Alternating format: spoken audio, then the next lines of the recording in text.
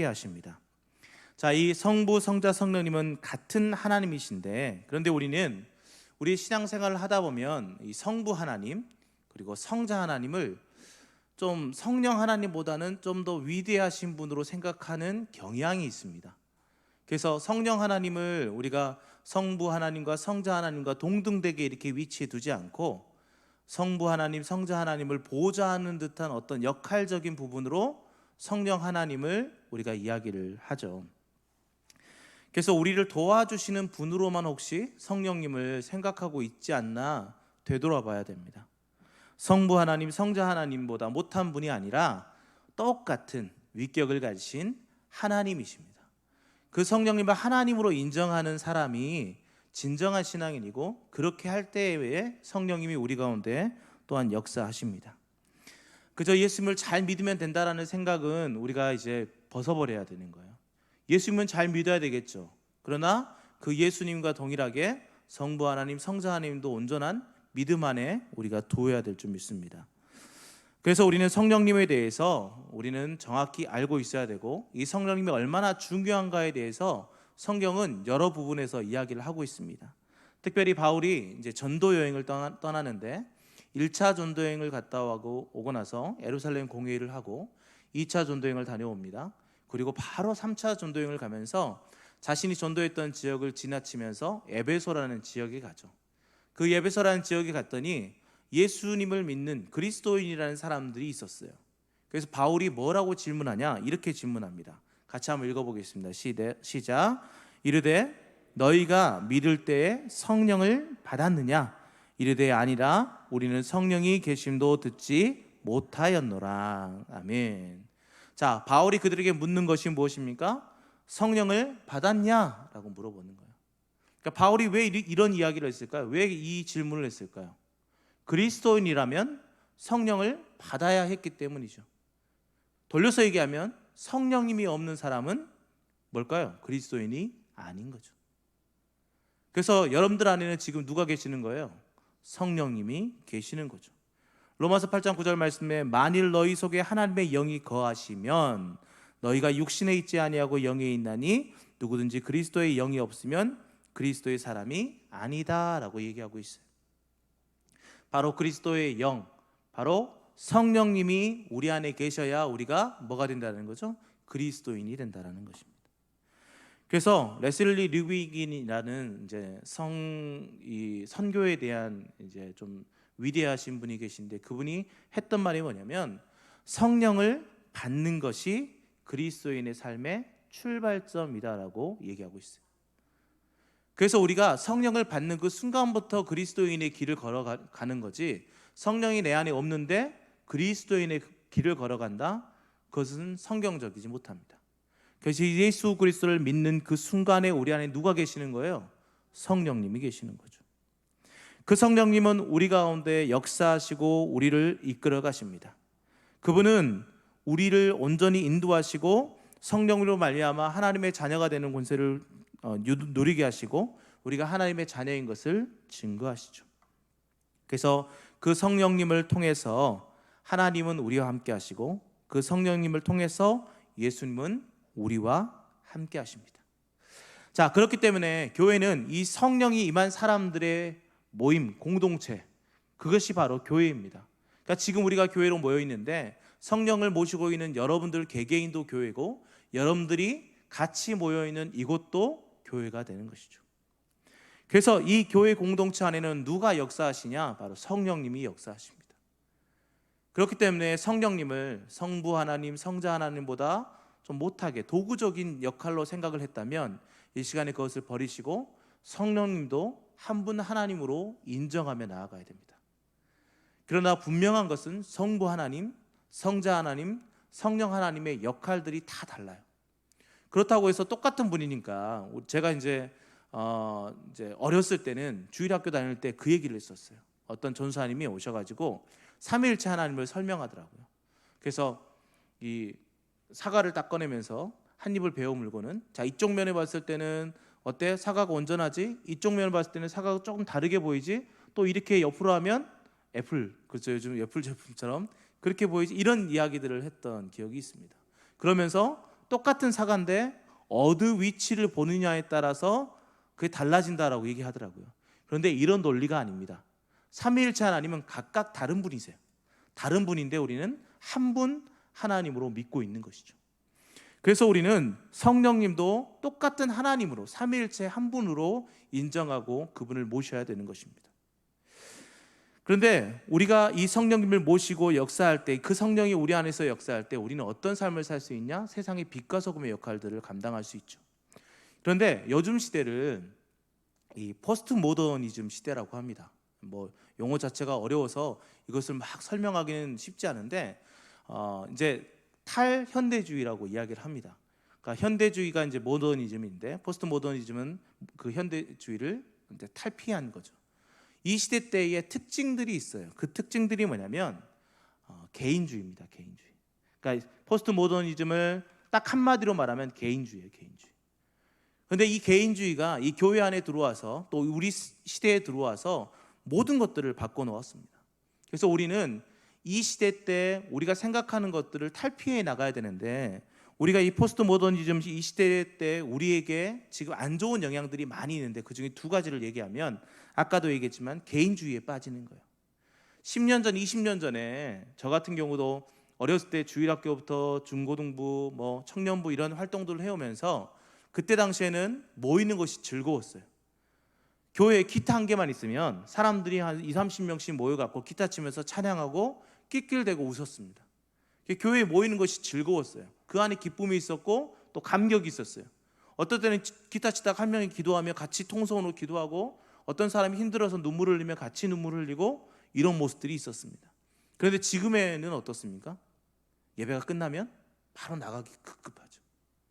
그게 포스트 모더니즘의 시대의 우리들의 모습입니다. 개인주의적이죠. 개인의 구원들을 더 간구하는 거예요. 그래서 우리는 나만 구원받으면 돼 라는 생각들로 살아가고 있습니다. 그래서 이 교회 안에 개인주의가 들어옴으로 말미암아 공동체의 모든 것들은 탈피되게 되는 거죠. 그래서 포스트 모더니즘의 가장 큰 피해가 바로 이 개인주의예요. 또 한 가지가 뭐냐면 축소주의입니다. 말이 어렵죠. 오늘 뭐 용어를 많이 쓰는 것 같은데 이 축소주의라는 게 뭐냐면 이런 겁니다. 말씀을 가지고 내가 원하는 말씀만 꼭 집는 거예요. 하나님은 사랑이시다. 그래, 하나님은 사랑이셔. 그래서 하나님은 사랑의 하나님이니까 모든 것들을 다 용서하시네. 그래서 그것을 하나님의 말씀으로만 받고 하나님이 우리를 심판하신다는 말씀은 딱 빼버리는 거예요. 자기가 원하는 것만 갖고 와서 그것이 진리인 것처럼만 생각하는 거죠. 그게 축소주의입니다. 그래서 우리는 성경을 읽을 때 개인적으로 묵상하는 건 좋지만 개인이 좋아하는 성경 구절만 찾아가지고 뭐 시편 23편 같은 우리를 쉴만한 물가로 인도하신다 이 부분만 읽고는 하나님이 우리를 보호하시는구나라고 생각하면서 즐거워합니다. 그러나 하나님은 어떨 때는 막대기로 우리에게 다가오지 않습니까?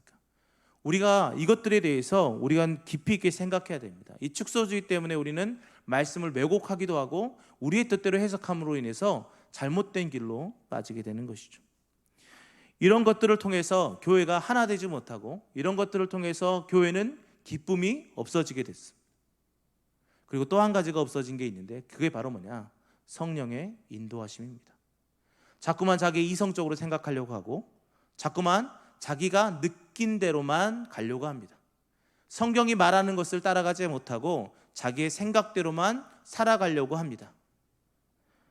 그래서 하나님은 우리에게 뭐라고 하냐? 더 모이고 더 사랑하며 더 하나가 되라고 이야기하고 있습니다. 그래서 우리는 하나가 되는 그 모습을 가지고 모이기를 더욱더 즐거워해야 됩니다. 오늘 본문은 바울이 고린도 교회에 편지하면서 여러 가지 이야기를 하는 것 중에 후반부에 있습니다. 근데 바울이 왜 고린도 교회에 편지를 했냐? 그 고린도 교회가 하나가 되지 못하는 거예요. 분열되는 거예요. 그 문제가 뭐냐? 1장 11절로 12절 말씀해 보니까 이렇게 이야기하고 있어요. 내 형제들아 글로웨의 지편으로 너희에 대한 말이 내게 들리니 곧 너희 가운데 분쟁이 있다는 것을 들었다라는 거예요. 나는 바울파다, 나는 아볼로파다, 나는 게바파다, 나는 그리스도파다라고 하면서 분당을 지었다라는 겁니다. 교회에 분쟁이 일어납니다. 서로 하나 되지 못합니다. 왜 그럴까요? 그들 안에 성령의 충만함이 상실되었기 때문이죠. 헬레니즘을 통해서 그들 안에 들어왔던 개인주의가 강해지다 보니까 자꾸만 자기들의 파당을 만들고 자기들이 원하는 생활들을 해나가기 때문에 분열되어졌습니다. 어쩌면 지금 우리의 상황이 그런 상황인지 모르겠습니다. 자꾸만 개인주의에 빠지고 축소주의에 빠지면서 자꾸만 하나님의 말씀을 내가 원하는 대로만 받아들이고 있지 않습니까? 그로 인해서 성령의 사역은 점점 축소되고 또 성령은 우리 안에 역사를 멈추게 되는 것이죠. 그런 상황 가운데 바울은 성령님의 사역을 소개하면서 교회가 하나라는 것을 다시 한번 주지시키는 거예요. 오늘 본문 4절부터 6절 말씀을 같이 한번 읽어보겠습니다. 시작. 은사는 여러 가지나 성령은 같고 직분은 여러 가지나 주는 같으며 또 사역은 여러 가지나 모든 것을 모든 사람 가운데서 이루시는 하나님은 같으니 라고 되어 있습니다. 은사는 여러 가지지만 성령은 같다라는 거예요. 직분은 여러 가지나 주는 같다라는 거예요. 여러 사역 가운데 여러 가지 모든 것을 모든 사람 가운데 이루시는 하나님은 같다라고 얘기하시죠. 그건 뭡니까? 성부, 성자, 성령님이 각각 한 분이신데 그것처럼 그 성령님이 우리 안에 공통으로 다 역사하신다는 거예요. 그 말은 뭘까요? 한 하나님으로 우리가 연결되어 있다라는 거예요. 한 예수님으로 우리가 연결되어 있다라는 겁니다. 한 성령으로 우리가 연결되어 있다라는 것이죠. 그러면 지금 우리 안에 연결시켜주는 한 분이 계시죠. 그분이 누굽니까? 성령님이신 거예요. 성령님으로 우리가 하나로 연결되어 있는 거예요. 근데 여러분들 안에 성령님이 없다? 그러면 끊어지는 것이죠. 그래서 교회 안에 이 성령의 역사, 성령을 통하여 하나됨을 우리는 깊이 있게 묵상해야 됩니다. 근데 이 성령님을 각자에게 주면서 우리를 연결시킨 이유가 있어요. 그건 뭐냐? 교회의 유익을 위해서. 각 사람에게 성령을 나타내심은 유익하게 하려 하심이다 라고 얘기했죠. 각 사람에게 성령을 주십니다. 유익하게 하기 위해서, 교회를 유익하게 하기 위해서. 성령을 받은 사람들은 이 교회 안에서 은사를 받고 그 교회 가운데 하나가 되어서 이 교회, 아름다운 교회를 만들어가는 것입니다. 성령님을 우리에게 주신 하나님께서 우리에게 주신 이유는 바로 교회의 유익을 위해서 줬다라는 것을 기억해야 됩니다. 그리고 어떻게 나눠주시냐? 성령님이 그의 뜻대로 각 사람에게 나누어 주시는 거예요. 그의 뜻대로. 자, 여기서 그의 뜻대로 각 사람에게 나눠주신다, 이 말씀이 엄청난 비밀이 있는 거예요. 여러분, 그냥 성령님이 알아서 그의 뜻대로 나눠줬다라고 이걸로 끝나면 안 돼요. 나눠주신 이유가 뭐라고 했어요? 교회의 유익을 위해 줬다라고 했어요. 그러면 교회의 유익을 위해서 성령님이 각자에게 줬다라는 것은 뭐예요? 그 교회를 세우시는 분은 누구라는 거죠? 성령님이라는 거예요. 그 교회를 완성시키는 분이 누구다? 성령님이라는 거죠. 그래서 성령님은 이 교회를 세워주시는 분, 교회를 이끌어가 주시는 분이에요. 그러면 성령님이 그랬다는 것은 곧 하나님이 그랬다는 것이죠. 사랑하는 성도 여러분, 이 교회는요, 하나님이 세워주시는 겁니다. 누구를 통해서? 성령님을 통해서. 그런데 우리는 자꾸만 우리의 능력으로 교회를 세우려고 해요. 이 아름다운 건물, 이 교회라는 이 건물은 우리의 능력과 우리의 노력으로 세울 수 있습니다. 돈만 있으면 세울 수 있어요. 그러나 진정한 교회가 되기 위해서 이 안에서 역사해야 되는 분이 있습니다. 그분이 누굴까요? 바로 성령님인 거죠. 사랑하는 성도 여러분, 교회를 세울 때 우리의 능력, 재능으로 하려고 하지 마십시오. 교회를 세우는 것은 성령님의 역사밖에 없습니다. 혹시 이 교회 가운데 분열되는 모습이 있습니까? 그러면 성령이 충만한가 다시 한번 봐야 되는 거예요. 성령이 역사하시는가를 다시 한번 되새겨봐야 됩니다. 성령이 역사할 때 진정한 교회가 되고, 성령이 역사할 때 우리가 하나가 될 수 있어요. 어느 순간 뒤에서 딴소리하고 누구를 모함하고 이런 모습들이 보인다면 우리 안에 성령님의 역사가 깨어져 있다는 것입니다. 우리는 그것을 기억하면서 늘 성령의 은혜를 간구하며 살아가야 될 줄 믿습니다. 그래서 우리가 그런 삶을 살고 교회의 유익을 위해서 살아가기 위해서 우리가 해야 되는 것을 두 가지로 말씀드리고 말씀을 정리합니다. 첫째는 뭐냐면 우리는 성령 충만해야 된다는 거죠. 우리가 성령 충만해야 되는 것은 에베소 5장 18절 말씀을 통해서 우리는 잘 알고 있죠. 같이 한번 읽어봅시다. 시작. 술 취하지 말라. 이는 방탕한 것이니 오직 성령으로 충만함을 받으라. 아멘. 성령으로 충만함을 받는 거예요. 근데 이제 자꾸만 우리가 기도할 때 그런 기도 가끔 하지 않습니까? 성령의 기름 부으심을 주십시오. 그죠? 우리 그런 기도 많이 하죠. 근데 실은 성령의 기름 부으심은 이례적인 사건이에요. 그러니까 성령이 우리 안에 들어오시는 거거든요. 여러분들 성령이 계시잖아요. 그럼 어떤 기도를 해야 될까요? 성령 충만을 위해서 기도하는 거예요. 그럼 성령 기름 부으심은 어디에다 할까요? 초신자들, 이제 새로운 사람들, 또 우리 안에 아직도 성령을 받지 못한 사람들이 계시다면 그분들을 위해서 우리가 기도해야 될 때 성령의 기름 부으심을 기도해야 되겠죠. 그래서 우리는 어떤 기도를 해야 되냐? 성령 충만을 위해서 기도해야 돼요. 왜 성령 충만을 위해서 기도하냐? 바울은 그것에 대해서 잘 이야기하고 있어요. 자, 로마서 7장 23절 말씀을 같이 한번 읽어봅시다. 시작. 내 지체 속에서 한 다른 법이 내 마음의 법과 싸워 내 지체 속에 있는 죄의 법으로 나를 사로잡는 것을 보는도다. 아멘. 우리 안에 뭐가 있다라는 거예요? 죄의 법이 있다라는 거예요. 우리 안에 죄의 법이 있는데 이 죄의 법으로 우리가 그 죄의 법에 따라 살아가고 있던 우리에게 성령님이 들어오셨어요. 그래서 우리의 죄악들을 용서해 주셨습니다. 그러나 그 죄의 법이 우리 안에 계속 살아있는 거예요. 그렇기 때문에 우리가 해야 되는 건 뭘까요? 성령의 충만함이 필요한 거죠. 성령의 충만함. 자, 여기에 컵이 있습니다. 이 컵이 있는데 여기 안에 지금 컵에 이제 물이 따라져 있지만 물이 없다라고 생각하십시오. 공기가 있어요. 그러면 컵 안에 있는 공기를 빼내려면 어떻게 할까요? 여기에 물을 채워놓으면 이 안에 공기는 나오겠죠. 이런 원리입니다. 그래서 이 컵, 우리 마음 안에 공기라는 죄의 법이 있을 때 거기에 성령의 충만함을 채우면 어떻게 될까요? 죄의 법이 나가게 되는 거죠. 그러나 어떻게 돼요? 다시 성령이 물을 마시면서 성령이 이렇게 떨어지면 어떻게 될까요? 죄의 법이 역사하는 거예요. 그래서 우리는 늘 성령 충만함을 위해서 간구해야 됩니다. 그런데 중요한 원리는 이 컵에 있는 물, 그 공기를 빼낼 때 우리가 성령의 충만함을 이 기도를 뭐 1시간 하면 좀 차고 2시간 하면 좀 차고 3시간 하면 좀 차고 4시간 하면 좀 차고 이렇게 되지 않습니다. 성령은 우리 안에서 단번에 채워지는 거예요. 왜 그럴까요? 성령님이 내 안에 살아서 계시기 때문이죠. 내가 믿음으로 성령님 내 안에 있는 죄의 법들을 물리치시고 당신이 내 안에 충만하셔서 나를 인도해 주십시오라고 믿음으로 간구하면 그때 바로 즉시 성령의 충만함을 받을 수 있습니다. 그런데 우리는 기도를 오래 해야 되는 줄 생각하기도 합니다.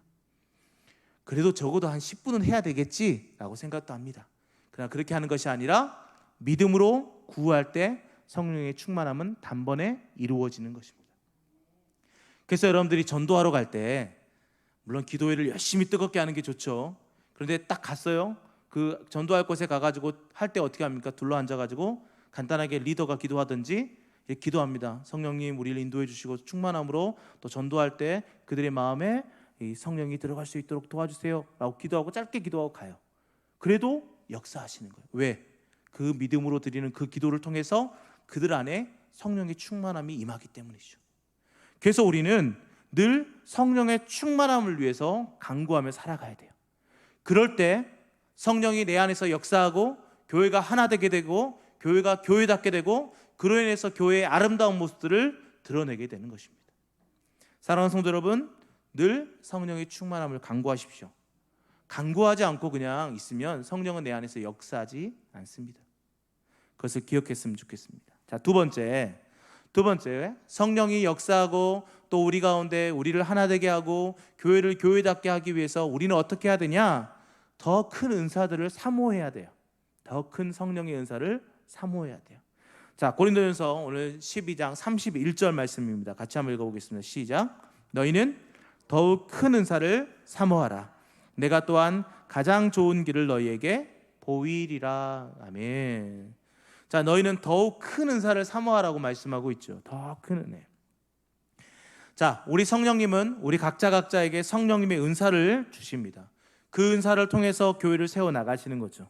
그래서 교회는 우리가 세우는 것이 아니라 하나님이 세우신다라는 것을 우리는 이것을 통해서 알 수 있습니다. 그래서 실제로 교회가 진정한 교회가 되기 위해서는 성령의 역사가 필요하다라고 말씀드렸습니다. 그렇게 하기 위해서 성령님의 은사를 활용하는 것이 필요한 거죠. 그러니까 내 능력으로, 내 힘으로, 내 재능으로만 하려고 하는 것이 아니라 성령이 역사하셔서 나로 하여금 그 은사를 활용할게 할 때 교회가 교회다워지는 거예요. 그래서 우리가 해야 되는 건 뭐예요? 더 큰 은사를 사모하는 거예요. 은사를 사모함으로 내가 교회에서 어떤 역할들을 감당할 수 있을까? 교회가 교회되게 하기 위해서 내가 어떤 은사를 발휘해야 될까? 더 기도하고 간구해야 돼요. 사모함으로 나가야 됩니다. 그때 성령님은 여러분들에게 더 큰 은사를 주시는 거예요. 그러면 성령의 은사인지 그냥 내가 잘하는 건지 어떻게 알 수 있냐? 이럴 수 있습니다. 세 가지를 생각하면 돼요. 첫째는 내가 했을 때 잘하는 거예요. 우선은 잘해야 돼요. 전혀 못하면 그건 은사가 아니에요. 물론 못하는 것으로 하나님께 영광 돌리기도 합니다. 음치가 이 자리에 나와갖고 찬양을 했는데 다 눈물을 흘리며 하나님께 감사할 수도 있어요. 그러나 그것이 그의 은사는 아니에요. 그것을 도구로 하나님께서 사용한 것이지 그게 은사는 아니에요. 찬양의 은사는 노래를 우선 잘해야 되겠죠. 그게 첫 번째 은사입니다. 그러면 또 한 가지는 뭘까요? 남이 그것을 듣고 즐거워해야 돼요. 내가 찬양하면 막 옆에서 하지 마세요 라고 하면 안 돼요. 우리 예찬이 이야기를 하면 우리 예찬이가 차에서 제가 노래하는 거 싫어해요. 노래를 뭐 못해서가 아니라 차에서 노래하면 바깥으로 들린다고 아빠 조용히 하세요. 듣기 싫어요. 이래요. 나중에 예찬이 물어보세요. 자꾸 싫어합니다. 그런데 이렇게 듣기 싫어하면 실은 은사가 아니죠. 근데 우리가 찬양을 하든지 어떤 은사를 발휘했을 때 다른 사람이 그것에 대해서 즐거워하면 그게 은사입니다. 또 한 가지가 뭘까요? 내가 즐거워야 돼요. 나는 잘해요. 그리고 다른 사람들이 좋아요. 근데 나는 그게 죽도록 싫어요. 그럼 그건 은사 아니에요. 그러니까 은사를 발견할 때는 이 세 가지를 기억하십시오. 내가 잘하는 것, 다른 사람이 그것으로 인해서 기뻐하는 것, 또 내가 즐거워하는 것. 그것이 은사입니다. 은사의 종목과 품목은 다양합니다. 어떤 사람에게 친근하게 다가가는 것도 은사가 될 수 있고, 말 한마디 잘하는 것도 은사가 될 수 있어요. 내가 인사를 잘하는 것도 은사가 될 수 있고, 그 사람에게 내가 말 한마디를 거는 것도 은사가 될 수 있습니다. 어떤 것이 됐든 우리가 하나님의 은사를 사모함으로 그 은사를 활용하는 삶을 살아야 돼요. 그래서 그 은사를 통해서 교회를 세워가고 유익을 위해 나아가야 됩니다. 요즘 같은 시기에 또 코로나19로 인해서 기독교가 많이 어려움을 당하고 있죠. 최근에는 인천에 있는 이제 개척교회들이 좀 모여서 하는 곳에서 코로나가 발생해서 또 문제가 있고, 또 저처럼 이제 선교단체 하는 선교단체에서도 코로나가 좀 발생해서 또 문제가 되기도 했습니다. 그래서 굉장히 안타까워요. 그런 것들이 빨리 없어졌으면 좋겠는데 안타깝습니다. 세상에서 우리는 빛과 소금의 역할을 감당해야 되는데 그렇게 하지 못하고 있어요. 그런데 그것을 할 수 있는 방법이 뭘까요? 성령이 역사하시는 겁니다. 그때서야 교회가 교회다워지는 거예요. 근데 자꾸만 내 능력으로 내 생각대로 가려고 하면 그것은 잘못된 길로 가게 됩니다. 사랑하는 성도 여러분, 지금 이렇게 포스트 모더니즘 시대에 개인주의와 축소주의가 활개치고 있는 이 시기에 우리 스스로의 능력으로 나가려고 하지 마시고 성령의 역사하심으로 나아가려고 노력하십시오. 그래서 여러분들 안에 성령의 충만함을 위해서 간구하시고 더 큰 은사를 사모함으로 교회됨을 바로 세워나갔으면 좋겠습니다. 초대교회에 이렇게 성령의 역사가 일어나고 그들 모두가 성령으로 하나 되었을 때 어떤 역사가 일어났냐? 우리 사도행전 2장 47절 말씀입니다. 같이 한번 읽어보겠습니다. 시작. 하나님을 찬미하며 또 온 백성에게 칭송을 받으니 주께서 구원받는 사람을 날마다 더하게 하심이라. 제가 다른 걸로 했네요. 다시 한번 읽어볼까요? 시작. 하나님을 찬미하며 또 온 백성에게 칭송을 받으니 주께서 구원받는 사람을 날마다 더하게 하시니라. 아멘. 자, 하나님을 찬양하고 찬미하고 또 온 백성에게 칭송을 받았대요. 온 백성에게 칭송을 받았대요. 왜 받았을까요? 그들이 나가서 뭐 열심히 그들을 돕고 막 열심히 뭘 하고 자신들의 능력으로 뭔가를 했기 때문일까요? 아니요. 성령의 충만함으로 성령의 역사하심대로 나아갔기 때문에 그들이 온 백성에게 칭송을 받은 거예요.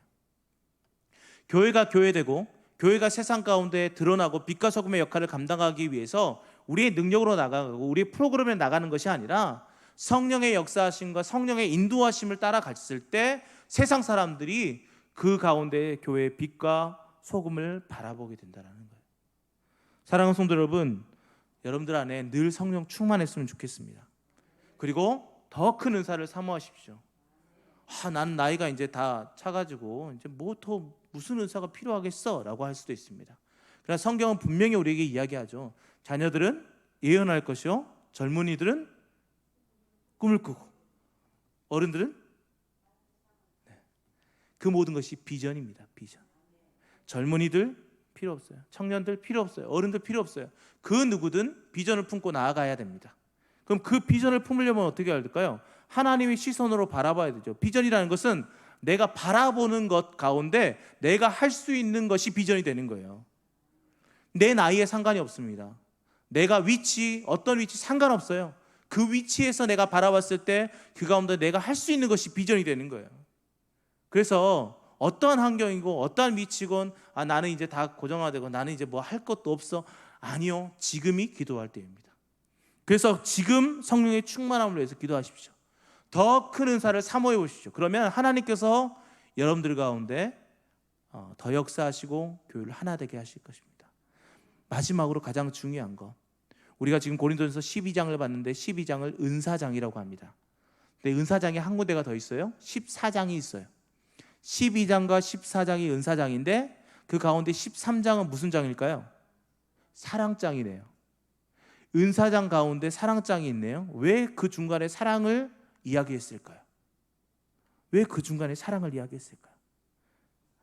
앞에 우리가 아까 말씀을 좀 띄워주시겠어요?